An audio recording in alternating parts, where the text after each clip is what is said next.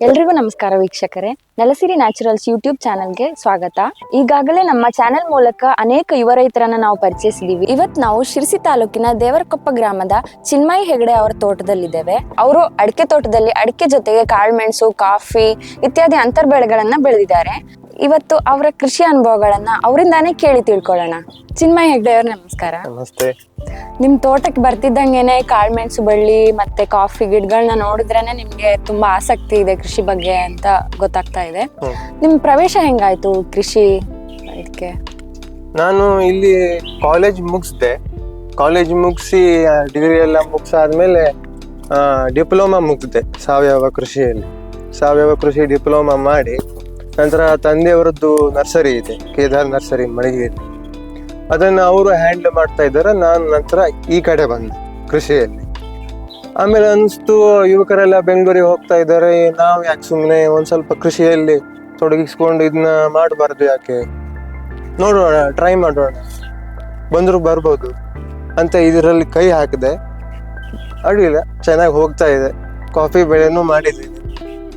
ಇವನ್ ಬಾಳೆ ಸ್ವಲ್ಪ ಹಚ್ಚಿದ್ದೇನೆ. ಏಲಕ್ಕಿ ಮುಂಚೆ ಇತ್ತು, ಈಗಿಲ್ಲ. ತುಂಬ ಮೆಣಸಿನ ಬಳ್ಳಿಗಳನ್ನೇ ಹೆಚ್ಚಾಗಿ ಕಾನ್ಸಂಟ್ರೇಟ್ ಮಾಡಿ, ಅಡಿಕೆ ಮತ್ತೆ ಮೆಣಸಿನ ಬಳ್ಳಿ ಬಿಟ್ಟರು ಕಾಫಿ, ಈ ಮೂರು ಬೆಳೆಗಳಿಗೆ ನಾನು ಕಾನ್ಸಂಟ್ರೇಟ್ ಮಾಡಿ ಮಾಡ್ತಾ ಇದ್ದೇನೆ. ಈಗ ಪಿತ್ರಾರ್ಜಿತ ಆಸ್ತಿ ಅಂತ ಎಲ್ಲಾರ ಬಳ್ಳಿನೂ ಇರುತ್ತೆ. ನೀವು ಹೊರಗಡೆ ಹೋಗಿ ಜಾಬ್ ಮಾಡೋ ಬದಲು ಇಲ್ಲೇ ನಿಮ್ದೇ ಜಾಗದಲ್ಲಿ ಕೃಷಿಯನ್ನ ಬೆಳ್ಕೊಂಡು ಈ ತರ ಇದನ್ನೇ ಒಂದು ಪ್ಯಾಷನ್ ಆಗಿ ತಗೊಂಡು ಬೆಳೀತಾ ಇದ್ದೀರಾ. ನಿಮ್ಗೆ ಏನ್ ಅನ್ಸತ್ತೆ? ಹೆಮ್ಮೆ ಅನ್ಸತ್ತಾ? ಖಂಡಿತ ಹೆಮ್ಮೆ ಇದೆ. ಕೃಷಿಯಲ್ಲಿ ನೆಮ್ಮದಿ ಮತ್ತೆ ಲಾಭ ಎರಡು ಇದೆ. ಎರಡು ಇರೋದ್ರಿಂದ ಅದು ನಮಗೆ ಬೆಟರ್ ಆಪ್ಷನ್ ಅಂತ ನನಗೆ ಅನಿಸ್ತು.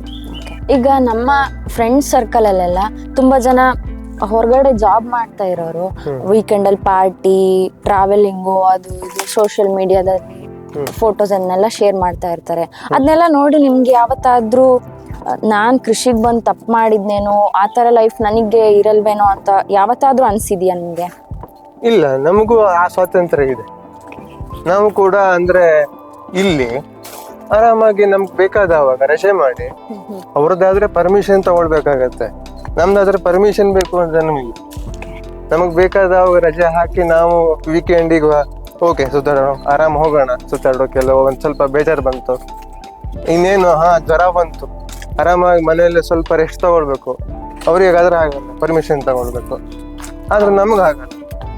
ನಮ್ದು ಇಲ್ಲಿ ಯಾವಾಗ ಬೇಕೋ ಆವಾಗ ಆರಾಮಾಗಿ ನೆಮ್ಮದಿಯಾಗಿ ಜೀವನ ಮಾಡ್ಬೋದು. ಅದಕ್ಕೆ ನಾ ಇದನ್ನ ಚೂಸ್ ಮಾಡಿ. ಈಗ ಅಡಿಕೆ ತೋಟದಲ್ಲಿ ನೀವು ಈ ಕಾಳುಮೆಣಸನ್ನ ಬೆಳೆದಿರಿ. ಈ ನಮ್ಮ ಜಾಗದಲ್ಲಿ ಈ ಕಾಳುಮೆಣಸು ಸೂಕ್ತನ ಹೇಗೆ? ನಮ್ಮ ಮಲೆನಾಡ್ ಕಡೆ ಕಾಳುಮೆಣಸು ಸೂಕ್ತಾನೆ. ಮಳೆಗಾಲದಲ್ಲಿ ಇದಕ್ಕೆ ಸ್ವಲ್ಪ ಬ್ಲೈಟ್ ರಂಚು ಮತ್ತೆ ಪ್ಲಾಸ್ಟಿಕ್ ಮಲ್ಚಿಂಗ್ ಎಲ್ಲ ಮಾಡಿ ನಾವು ಅದರ ಬೇರನ್ನ ಏನು ಆಗದೆ ಇರುವಂತೆ ಕಂಟ್ರೋಲ್ ಮಾಡ್ಕೊಂಡ್ರೆ ಖಂಡಿತ ಈ ಬಳ್ಳಿಗಳು ಆರಾಮಾಗಿರ್ತವೆ. ನಾವೇನು ಮಾಡ್ದೇನೆ ನಮ್ಮ ಬಳ್ಳಿನೇ ಸತ್ತೋಗ್ಬಿಡ್ತವೆ. ಈ ಮಲೆನಾಡಿಗೆ ಇದು ಬೆಸ್ಟ್. ಈಗ ಎಲ್ಲರೂ ಕೂಡ ಕಾಫಿ ಮಾಡ್ತಾ ಇದ್ದಾರೆ. ಕಾಫಿ ನೋಡ್ಬೇಕು ಅದು ಏನೋ ಆಗತ್ತೆ ಅಂತ. ಸಕ್ಸಸ್ ಆಗಿದೆ ತುಂಬಾ ಕಡೆ. ಈಗ ಅಡಿಕೆ ಬೆಲೆ ಏರಿಳಿತ ಆಗ್ತಾ ಇದೆ. ಸೊ ಇವಾಗ ಕಾಳುಮೆಣಸಿನ ಬೆಲೆ ಎಲ್ಲ ಹೇಗೆ?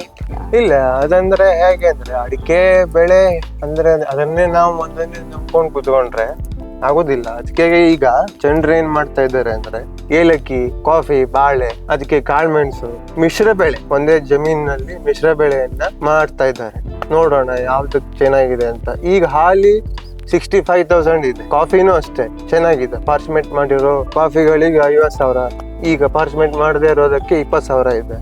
ಬಾಳೆಗೂ ಚೆನ್ನಾಗಿ ರೇಟ್ ಇದೆ. ಅದಕ್ಕೆ ಮಿಶ್ರ ಬೆಳೆ ಮಾಡಿದ್ರೆ ಸೂಟೇಬಲ್ ಅಂತ ಅನಿಸ್ತಾ ಇದೆ. ಓಕೆ, ಹಾಗಿದ್ರೆ ಕೃಷಿಯಲ್ಲಿ ಶ್ರಮ ಜಾಸ್ತಿ, ಲಾಭ ಕಡಿಮೆ ಅನ್ನೋ ಒಂದು ಮಾತಿದೆ. ಆ ಮಾತು ಎಷ್ಟು ಸತ್ಯ? ಇವಾಗ ಕಾರ್ಮಿಕರ ಕೊರತೆ ಇದೆ, ರೋಗ ಜಾಸ್ತಿ, ಅದ್ರ ಬಗ್ಗೆ ನಿಮ್ಮ ಅಭಿಪ್ರಾಯ ಏನು? ಹೌದು, ಕಾರ್ಮಿಕರ ಸಮಸ್ಯೆ ಇದೆ. ಆ ಲೆಕ್ಕದಲ್ಲಿ ಹೋಲಿಸ್ಲಿಕ್ಕೆ ಹೋದ್ರೆ ನನಗೆ ಇಲ್ಲಿ ಸ್ವಲ್ಪ ಕಾರ್ಮಿಕರು ಸಿಗ್ತಾ ಇದ್ದಾರೆ. ಮತ್ತೆ ಎಲ್ಲಾ ಬಳ್ಳಿಗಳು ಇಲ್ಲಿ ಅಂದ್ರೆ ನೀವು ನೋಡ್ತಾ ಇರೋದಂತದ್ದು ಅಂದ್ರೆ ಎಲ್ಲಾ ಬಳ್ಳಿಗಳು ಬದುಕ್ಬೇಕು, ಎಲ್ಲಾ ಬಳ್ಳಿಗಳು ಹುಟ್ಟಿದ್ದು ಇರ್ಬೇಕು ಅಂತ ನಾವೇನು ಆಸೆ ಇಟ್ಕೊಂಡಿರ್ತೀವಿ, ಅದಾಗೋದಿಲ್ಲ. ಸ್ವಲ್ಪನಾರು ಒಂದೆರಡು ಬಳ್ಳಿನಾದ್ರೂ ಹೋಗ್ತವೆ. ಅದನ್ನ ತಡಿಲಿಕ್ಕೆ ಸಾಧ್ಯ ಇಲ್ಲ. ಈಗ ನಮ್ಮ ಜನರೇಷನ್ ಅವ್ರಿಗೆ ಇನ್ಸ್ಟಂಟ್ ರಿಸಲ್ಟ್ ಬೇಕು. ಕೃಷಿಯಲ್ಲಿ ತಾಳ್ಮೆ ಜಾಸ್ತಿ ಬೇಕು. ಇವಾಗ ನೀವೇ ಹೇಳ್ದಂಗೆ ಗಿಡಗಳು ಸಾಯ್ತವೆ ಕೆಲವೊಂದು. ಹೌದು. ಆ ತರ ಆದಾಗ ಅಥವಾ ಬೆಲೆ ಕಡಿಮೆ ಆದಾಗ ನಿಮ್ಗೆ ಫ್ರಸ್ಟ್ರೇಷನ್ ಏನಾದ್ರು ಆಗಿದ್ಯಾ? ಒಂದ್ಸಲ ಆಗಿತ್ತು. ನಾನು ಫಸ್ಟ್ ಟೈಮ್ ಅಂದ್ರೆ ನನಗೆ ಎಕ್ಸ್ಪೀರಿಯನ್ಸ್ ಇಲ್ಲಾಗಿತ್ತಲ್ಲ, ಫಸ್ಟ್ ಟೈಮ್ ನಾನು ಇಲ್ಲಿ ಬಂದವಾಗ 15 ಕ್ವಿಂಟಲ್ ನಾನು ತೆಗಿಯೋದು. 10-15 ಇಲ್ಲಿ ಬಂದೇ ಬರುತ್ತೆ. ಒಂದ್ಸಲ 8 ಕ್ವಿಂಟಲ್ ಅಥವಾ ಕಟ್ಟಿ 10 ಕ್ವಿಂಟಲ್ ಬಂದಿರೋದು ಇದೆ ಈ ಕಡೆ. ಆಗ ಏನಾಗುತ್ತೆ ಅಂದ್ರೆ ಅಯ್ಯೋ ಈ ತರ ಆಗೋಯ್ತಲ್ಲ, ಏನ್ ಮಾಡೋದು ಮುಂದೆ? ಆವಾಗ ನೇವರ್ ಗಿವ್ ಅಪ್. ನನ್ನ ತಂದೆಯವ್ರು ಹೇಳಿದ್ದೆ, never give up, don't close the hope. ಹೇಳಕ್ ಬರಲ್ಲ, ಮುಂದೆ ಚೆನ್ನಾಗಿ ಆಗೇ ಆಗುತ್ತೆ. ಸ್ವಲ್ಪ ಇನ್ನು ಹಾರ್ಡ್ ವರ್ಕ್ ಬೇಕು, ಸ್ಮಾರ್ಟ್ ವರ್ಕ್ ಬೇಕು. ಹಾರ್ಡ್ ವರ್ಕ್ ಅಂದ ತಕ್ಷಣ ಇನ್ನು ಗೊಬ್ಬರ ಹಾಕ್ಬೇಕು, ಇನ್ನೂ ಮಾಡ್ಬೇಕು, ಹಾಗಲ್ಲ. ಅದು ಏನಾಯ್ತು, ಎಲ್ಲೋ ಒಂದು ಫಾಲ್ಟ್ ಇರುತ್ತೆ, ಒಂದು ಸಣ್ಣ ಫಾಲ್ಟ್ ಇರುತ್ತೆ. ಆ ಸಣ್ಣ ಫಾಲ್ಟ್ ನಾವು ಸರಿ ಮಾಡ್ಕೊಂಡ್ರೆ ಅದು ಸರಿ ಆಗತ್ತೆ. ಅದರಿಂದ ನಾವು ಹೊರಗೆ ಬರ್ಬೋದು ಆರಾಮಾಗಿ. ಇವಾಗ ನೀವು ಕಾಳ್ಮೆಣಸು ಕೃಷಿಯಲ್ಲಿ ಮಾಡಿದ ದೊಡ್ಡ ಮಿಸ್ಟೇಕ್ ಏನು? ಅದರಿಂದ ನೀವು ಏನ್ ಕಲ್ತ್ಕೊಂಡ್ರಿ? ದೊಡ್ಡ ಮಿಸ್ಟೇಕ್ ಅಂದ್ರೆ ಕಾಲಿಗೆ ಮುಂಚಿತ್ತು. ತೋಟದಲ್ಲಿ ಕಾಲಿಗೆ ಅನ್ನೋದು ಬೇಕೇ ಬೇಕಾಗತ್ತೆ.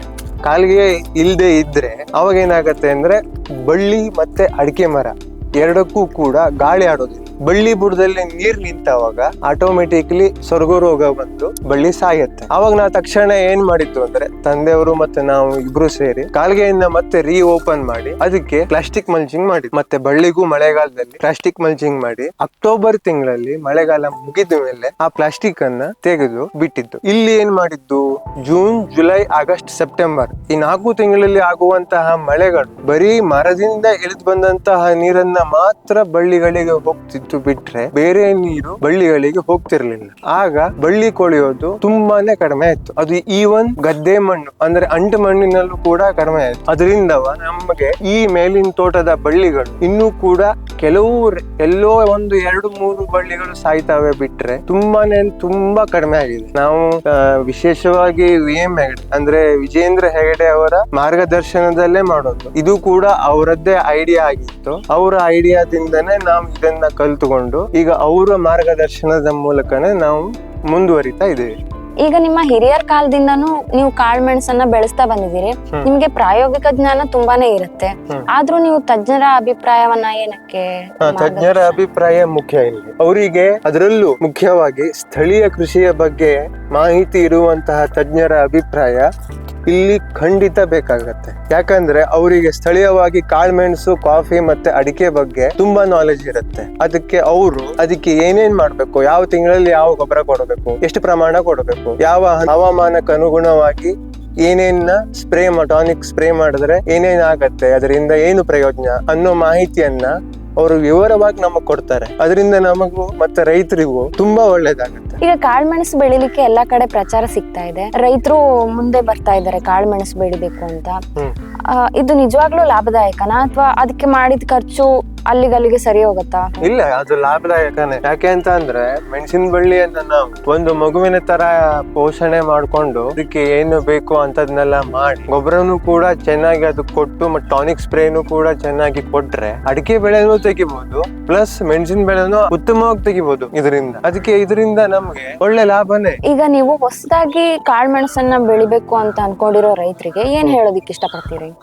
ಹೊಸದಾಗಿ ಅವರು ಟ್ರೈ ಮಾಡ್ಬೋದು, ತೊಂದ್ರೆ ಏನಿಲ್ಲ. ಇದರಿಂದ ನಮ್ಗೆ ರೈತರಿಗೆ ಒಳ್ಳೆ ಲಾಭನೇ ಇದೆ, ಬಿಟ್ರೆ ಲಾಸ್ ಆಗುವಂತದ್ದೇನೂ ಇಲ್ಲ. ಮೆಣಸಿನ ಬಳ್ಳಿ ಹಚ್ಚಿದವಾಗ ಬೇರುಗಳಿಗೆ ಮಾತ್ರ ಏನು ಡ್ಯಾಮೇಜ್ ಆಗದೆ ಇರೋ ರೀತಿಯಲ್ಲಿ ನೋಡ್ಕೊಂಡ್ರೆ ಖಂಡಿತವಾಗಿ ಆರಾಮಾಗಿ ಅವರು 3 ವರ್ಷದಲ್ಲಿ ಲಾಭ ಪಡಿಬಹುದು. ಮತ್ತೆ ಗೊಬ್ಬರ ಟೈಮ್ ಟು ಟೈಮ್ ಅದಕ್ಕೆ ಏನೇನ್ ಬೇಕೋ ಆ ಗೊಬ್ಬರಗಳನ್ನ ತಜ್ಞರಿಂದ, ಅದು ಕಾಳುಮೆಣಸು ಮತ್ತೆ ಅಡಿಕೆ ಇಂತಹ ಮಾಹಿತಿ ಇದ್ದಂತಹ ಲೋಕಲ್ ಅಂದ್ರೆ ನಮ್ಮ ಕಾಂಟ್ಯಾಕ್ಟ್ ಗೆ ಸಿಗುವಂತಹ ತಜ್ಞರಿಂದ ಮಾಹಿತಿಯನ್ನ ಪಡೆದು ಅವರಿಂದ ಸಲಹೆ ಸೂಚನೆಗಳನ್ನ ಪಡ್ಕೊಂಡು ಟೈಮ್ ಟು ಟೈಮ್ ಗೊಬ್ಬರ, ಅದಕ್ಕೆ ಬೇಕಾಗುವಂತಹ ಟಾನಿಕ್ ಸ್ಪ್ರೇ ಮಾಡಿದ್ರೆ ಖಂಡಿತ ಅವರು 3 ವರ್ಷದಲ್ಲಿ ಬೆಳೆ ತೆಗೆದು ಅವರು ಖಂಡಿತ ಲಾಭ ಮಾಡ್ಕೊಳ್ತಾರೆ. ಇನ್ನೊಂದು ವಿಚಾರ ಏನು ಅಂದ್ರೆ ಮಾರ್ಕೆಟ್ ಪ್ರೈಸ್ ಮೇಲೂ ಡಿಪೆಂಡ್ ಆಗಿರುತ್ತೆ. ನಾವು ಮಾಡಿರುವಂತಹ ಕಪ್ಪು ಕಾಳು ಮತ್ತು ಬೋಳ್ ಕಾಳನ್ನ ಇದರಲ್ಲಿ ಪ್ಲಸ್ ಪಾಯಿಂಟ್ ಏನು ಅಂದ್ರೆ ಆರಾಮಾಗಿ 2 ವರ್ಷ ಅಥವಾ 3 ವರ್ಷ ಆರಾಮಾಗಿ ಶೇಖರಿಸಿ ಇಟ್ಟು ನಮಗೆ ಯಾವಾಗ ಸೂಟೇಬಲ್ ಆಗುತ್ತೆ ಆವಾಗ ನಾವು ಅದನ್ನ ಕೊಡಬಹುದು. ಇದು ನಮಗೆ ಆವಾಗ ಲಾಭದಾಯಕವೇ ಅಂತ ಅನ್ಸುತ್ತೆ. ಇನ್ನೊಂದು ವಿಷಯ ಏನು ಅಂದ್ರೆ ಕ್ವಾಲಿಟಿ ಮತ್ತೆ ಮಾರ್ಕೆಟ್ ರೇಟ್ ಇದು ಎರಡು ಕೂಡ ಗಣನೆಗೆ ಬರುತ್ತೆ. ಗುಣಮಟ್ಟ ಅಂತ ಬಂದವಾಗ ಲೀಟರ್ ವೇಟ್ ಮತ್ತೆ ಕಲರ್ ಎರಡು ಮೇನ್ ಆಗುತ್ತೆ. ಲೀಟರ್ ವೇಟ್ ಜಾಸ್ತಿ ಬರ್ಬೇಕು ಅಂತಂದ್ರೆ ಅದಕ್ಕೆ ಕೊಡುವಂತಹ ನ್ಯೂಟ್ರಿಯೆಂಟ್ಸ್ ಮೇಲೆ ಡಿಪೆಂಡ್ ಆಗಿರುತ್ತೆ. ನ್ಯೂಟ್ರಿಯೆಂಟ್ಸ್ ಮತ್ತೆ ಅದಕ್ಕೆ ಟಾನಿಕ್ ಸ್ಪ್ರೇ ಏನಿರುತ್ತೆ ಅದನ್ನ ಟೈಮ್ ಟು ಟೈಮ್ ಸರಿಯಾಗಿ ಮಾಡಿದ್ರೆ ಲೀಟರ್ ವೇಟ್ ಚೆನ್ನಾಗಿ ಬರುತ್ತೆ. ಉತ್ತಮ ಕಲರ್ ಬರ್ಬೇಕು ಅಂತಂದ್ರೆ ಹಣ್ಣು ಕರೆಯನ್ನ ಕೊಯ್ದು ಕಾಳುಗಳನ್ನ ಬೇರ್ಪಡಿಸಿ ಕರೆಯನ್ನ ಮಿಷನ್ ಅಲ್ಲಿ ತೆರೆದು ಸೋಲರೈಸೇಷನ್ ಮೇನ್ ಆಗುತ್ತೆ ಕಲರ್ ಬರ್ಲಿಕ್ಕೆ. ಬಿಸಿಲಲ್ಲಿ ಚೆನ್ನಾಗಿ ಒಣಗಿಸಿ ಅದನ್ನ ಬೂಸ್ಟ್ ಬರದೇನೆ ಇರುವಂತಹ ಜಾಗದಲ್ಲಿ ಬೆಚ್ಚಗಿನ ಪ್ರದೇಶದಲ್ಲಿ ಅದನ್ನ ಚೀಲದಲ್ಲಿ ತುಂಬಿ ಇಡ್ಬೇಕಾಗತ್ತೆ. ಹೀಗ್ ಮಾಡಿದವಾಗ ನಮಗೇನಾಗತ್ತೆ ಅಂದ್ರೆ ಮಾರ್ಕೆಟ್ ನಲ್ಲಿ ರೇಟ್ ಕೂಡ ಚೆನ್ನಾಗಿ ಸಿಗತ್ತೆ ಮತ್ತೆ ಕಾಳಿನ ಗುಣಮಟ್ಟ ಚೆನ್ನಾಗಿ ಇರುತ್ತೆ. ಇನ್ನೊಂದು ವಿಷಯ ಏನಂದ್ರೆ ಕಾಳು ಮೆಣಸಿಗೆ ಮಾರುಕಟ್ಟೆ ಸಮಸ್ಯೆ ಇಲ್ಲ. ಶಿರ್ಸಿಯಲ್ಲಿ ಟೆಂಡರ್ ವ್ಯವಸ್ಥೆಯ ಜೊತೆಗೆ ಕದಂಬ ಮಾರ್ಕೆಟಿಂಗ್ ನವರು ನೇರ ಖರೀದಿಯನ್ನ ಮಾಡ್ತಾರೆ. ಉತ್ತಮ ಗುಣಮಟ್ಟದ ಕಾಳಿಗೆ ಮಾರುಕಟ್ಟೆಯ ಅತಿ ಉತ್ತಮ ದರವನ್ನ ನೀಡ್ತಾ ಇದ್ದಾರೆ. ಜೊತೆಗೆ ಸಾವಯವ ದೃಢೀಕರಣ ಹೊಂದಿದವರಿಗೆ ಇನ್ನೂ ಹೆಚ್ಚಿನ ದರ ಸಿಗ್ತಾ ಇದೆ. ದರದಲ್ಲಿ ಒಂದ್ ಸ್ವಲ್ಪ ಏರುಪೇರು ಆಗಬಹುದು, ಆದ್ರೆ ಸುಸಜ್ಜಿತ ಮಾರುಕಟ್ಟೆ ವ್ಯವಸ್ಥೆ ಇರೋದ್ರಿಂದ ರೈತರು ಕಾಳುಮೆಣಸು ಬೆಳೆಯನ್ನ ಧೈರ್ಯವಾಗಿ ಬೆಳಿಬಹುದು ಅನ್ನೋದು ನನ್ನ ಅನಿಸಿಕೆ. ಈಗ ನಿಮ್ಮ ಕೃಷಿಯಲ್ಲಿ ಏನಾದ್ರೂ ಹೊಸ ಟೆಕ್ನಾಲಜಿ ಏನಾದ್ರೂ ಬಳಸ್ತಾ ಇದ್ದೀರಾ? ಅಂದ್ರೆ ನಾವೀಗ ಕೊಳೆ ಪಂಪ್ ಬದ್ಲಿಗೆ ಮೆಣಸಿನ ಬಳ್ಳಿ ಸ್ಪ್ರೇ ಮಾಡ್ಬೇಕಿದ್ರೆ ಪವರ್ ಸ್ಪ್ರೇ ಮತ್ತೆ ಕೊನೆ ಹೊರಲಿಕ್ಕೆ ಮೋಟೋಕಾರ್ಟ್ ಅಂತಹ ಮಿಷನ್ಗಳು ಬಂದಿರೋದ್ರಿಂದ ನಮಗದೆಲ್ಲ ಚೆನ್ನಾಗಿ ಕೆಲಸ ಕೊಡ್ತಾ ಇದೆ ಆ ಟೆಕ್ನಾಲಜಿಗಳು. ಓಕೆ, ನಿಮ್ ತೋಟದಲ್ಲಿ ಕಾಳುಮೆಣಸು ಜೊತೆಗೆ ಕಾಫಿ, ಜಾಯಿಕಾಯಿ, ಏಲಕ್ಕಿ ಎಲ್ಲ ಕಾಣಿಸ್ತಾ ಇದೆ. ಈ ಕಾಫಿ ಬಗ್ಗೆ ಎಲ್ಲ ನಿಮ್ಮ ಅಭಿಪ್ರಾಯ ಏನು? ಲಾಭದಾಯಕನಾ? ಕಾಫಿ ಲಾಭದಾಯಕನೇ.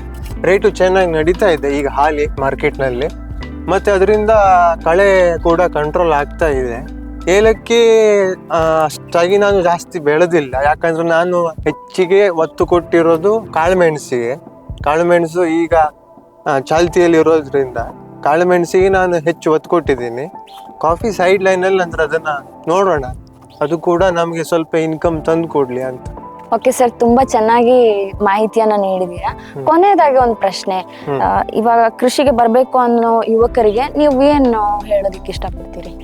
ಅವರಿಗೆ ಕೃಷಿ ಜಮೀನು ಇದ್ರೆ ಮತ್ತೆ ನೀರಿನ ವ್ಯವಸ್ಥೆ ಚೆನ್ನಾಗಿದ್ರೆ, ಲೇಬರ್ ಸಮಸ್ಯೆ ಏನೂ ಇಲ್ಲ, ಸ್ವಲ್ಪ ಸಿಗ್ತಾ ಇರ, ಏನು ಸಮಸ್ಯೆ ಆಗ್ತಾ ಇಲ್ಲ ಈಗ ಹಾಲಿ ಅನ್ನೋದಿದ್ರೆ, ಆಸಕ್ತಿ ಇರ್ಬೇಕು, ಕೃಷಿ ಮಾಡ್ಕೊಂಡು ಹೋಗ್ತೀನಿ ಆಗತ್ತೆ ಅನ್ನೋದು ಅವರಿಗೆ ಹುಮ್ಮಸ್ಸಿದ್ರೆ ಖಂಡಿತ ಬರ್ಬೋದು ಕೃಷಿಗೆ. ಓಕೆ, ಧನ್ಯವಾದ. ನಮಸ್ತೆ.